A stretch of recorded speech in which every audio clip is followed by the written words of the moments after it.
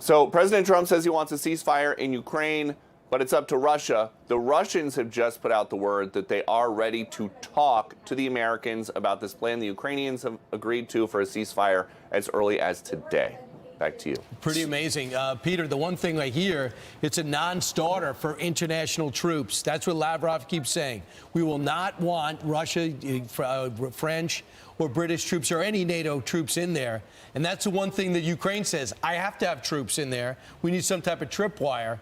Do you think it's posturing, or do you think this is going to be an impasse? It seems like it could be an impasse because and that is part of the reason why Donald Trump just went directly to Moscow to start these negotiations instead of going through NATO, because you're hearing some of these other key NATO members like the Brits saying, well, there's got to be, at a minimum, some NATO troops in there because we don't take Putin at his word that a ceasefire will be agreed to for more than 30 days, or that he's not going to try to invade again, or that he's not going to do it once Trump leaves. And there is Secretary Rubio meeting with one of his counterparts in Canada. And so it seems like it could be an impasse. There is very little trust among Western leaders for Vladimir Putin, but Donald Trump is willing to hear him out.